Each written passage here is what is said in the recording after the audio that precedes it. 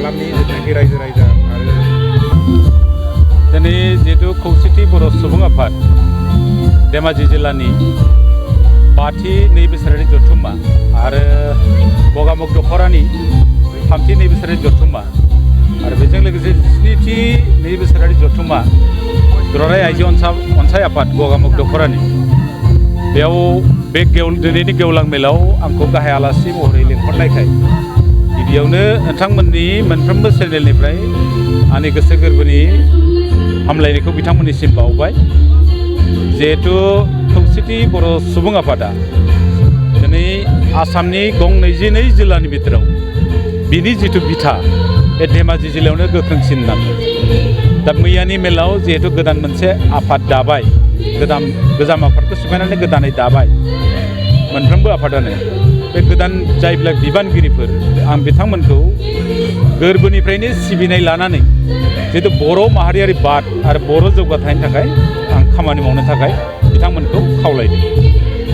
जिनाखि थांनाय 15 खालार खालि जिनाखि बिटिआरनि बायजो धेमाजि जिल्ला कार्बि आंलंनिफ्राय लानानै धेमाजि जिल्लानि गंब्रै बड'लेण्ड ट्रेन्सपर्ट बास हगारहरनायनि बिटिआर सरकार बिनि सायाव मा फोरमायगोन? बिटिआर सरकारनिफ्राय जिहेतु बड'लेण्ड जिथु ट्रेन्सपर्ट बेखौ जोंनि धेमाजि जिल्लासिमबो सफैहोनायखाय आङो खौसेथि बर' सुबुं आफादनि जानानै बिटिआर सरकारनिसिम गिबियावनो आं साबायखरखौ बावबाय।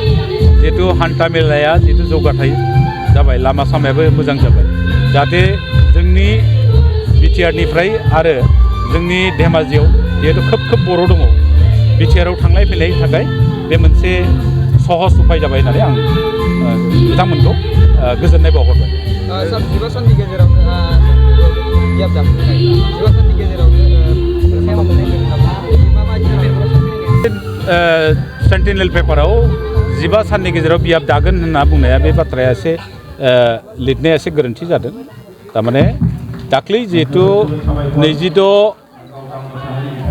29 नभेम्बराव जिथु सावरायलायनाय जादोंमोन, बे सावरायनायाव बेखौ ओरैसो बुंदोंमोन जिहेतु राभा हासं अट'नमास काउन्सिलाव थानाय बर'फोरखौ राभा अर्गेनाइजेसनफ्रा जोंनि बर' कसारि वेलफेयार अट'नमास काउन्सिलाव सोनायखौ बाजादों। गतिके बे बेलायाव लानानै जोंनि दुलाराय बर' फरायसा आफाद, खौसेथि बर' सुबुं आफाद आरो दुलाराय राभा फरायसा आफाद, राभा जुद्ध संग्राम समिति, Bodo' Kachari welfare autonomous council आरो राभा अट'नमास काउन्सिल, बे tribal affairs minister doctor Ranoj पेगुनि नेतृत्वआव बे जिरायनाय जादोंमोन।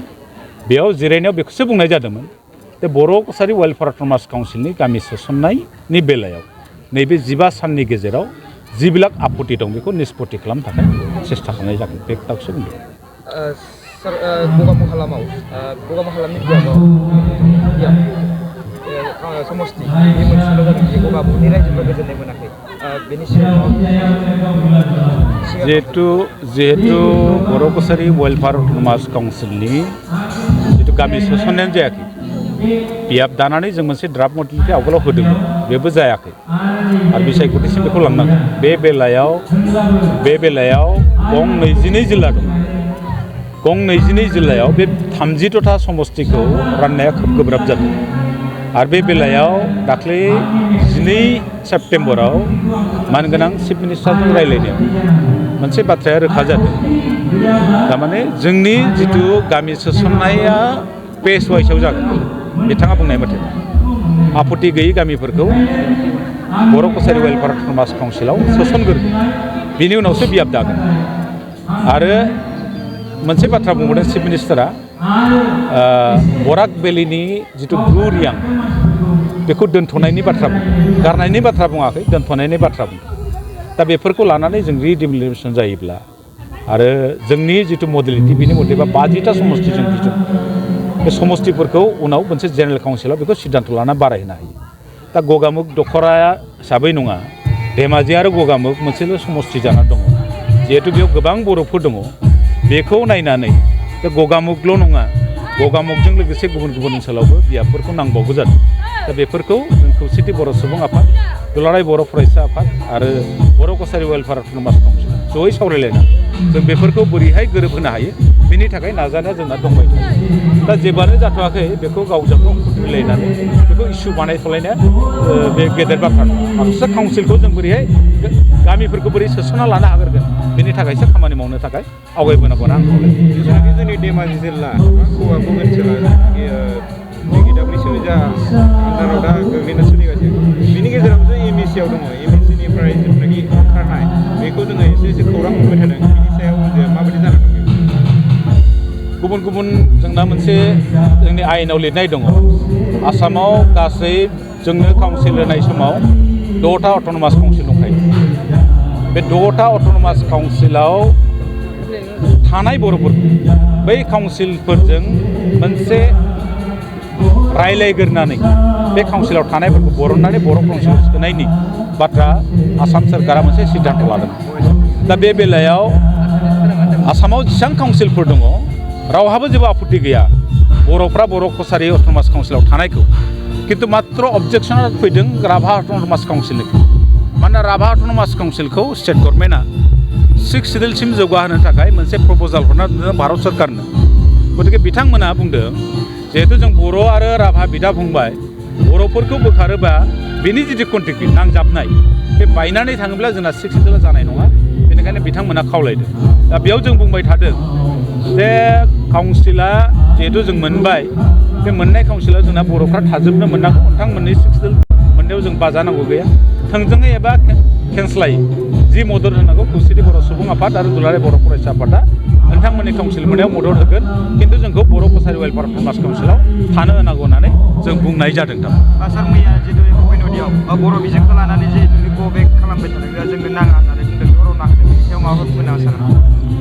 बेथ' जोबोद दुखुनांथाव बाथ्रा जादों। मैया बगिनिदियाव जिथु जाथाय जाबाय दा बिथांमोना बुजियाखै बाथ्राखौ बुजिया सोमजिया बिथांमोना बे जितु बर'नि एगेन्स्टआव जितु मोनसे मुभमेन्ट लाबोबाय बे जोबोद दुखुनांथाव आरो दुर्भाग्य होनना बुंनांगोन।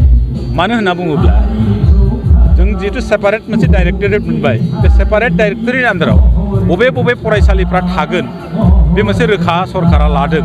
जिहेतु बर' मिडियाम मिक्स मिडियाम मोनसे बियो बे मिक्स मिडियाम स्कुलफोरखौ सरकारा हयथ' बड' सेक्सनखौ लांगोन बेयाव।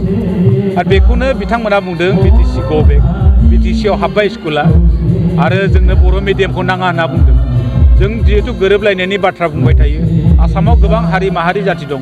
हारि माहारियानि राव हारिमुखौ गावजों गाव सनमान होलायाबा जितु आसामनि जितु माहारियारि बाद बे दाजानाय नङा। बिथांमोना जायब्ला बेफोर खामानिखौ मावदों बे जोबोद दुखुनांथाव जादों आरो बेयो रोंगौथि गोनांनि खामानि नङा होननानै जोंनि खौसेथि बर' सुबुं आफादनिफ्राय बेखौ सोंखारिनाय जादों। सेरफांगुरि बाजार श'रुमा क्रिसमासनि दामाका अफार लाबोदों।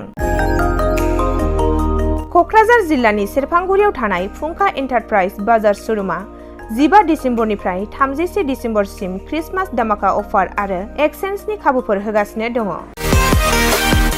नोंथांमोना सेरफांगुरियाव थानाय फुंखा एन्टारप्राइज बाजार श'रुमजों लोगोसे कुसुगाव फेस्टिभ आउटलेट, सराइबिल फेस्टिभ आउटलेट, चिरां जिल्लानि सान्तिपुर फेस्टिभ आउटलेट आरो धुबुरी जिल्लानि थामाहाट फेस्टिभ आउटलेट ब्रान्च श'रुमावबो खुंफुंजानाय क्रिसमास दामाका अफार एक्सचेन्जआव फैनानै नोंथांनि लुबैनाय बाजाजनि बाइकखौ लांफैनो हागोन। बाजाजनि बाइक सालायनो मोजां मोनग्रा रायजो राजाफोरनो फुंखा एन्टारप्राइज बाजार श'रुमा लोगोसे मोजां अफारफोरबो लाबोदों। बेफोरनो जाबाय 90% लन, गंनै हेलमेट फ्रि, केस होनानै बाइक बायगिरिफोरनो 1000 रां केसबेक हरफिननाय जागोन आरो क्रिसमास दामाका अफार एक्सचेन्जजों लोगोसे बाइक बायगिरिफोरनो गांसे ब्लेंकेट फ्रि हरफानाय जागोन। फुंखा एन्टारप्राइज बाजार श'रुमा आरो मोजां खाबुबो होबावदों। 500 रां होग्रोनानै गोसोबायदि बाइकखौ आवग्रिना दोननो हागोन आरो गासै गारिजों लोगोसे मोनफा मोनफायै एसुइट गिफ्ट हरनाय जागोन। आबुङै मिथिबावनो थाखाय 8158725656 आरो 9101547892 जानबुं नम्बराव खौरां लाहरनो हागोन।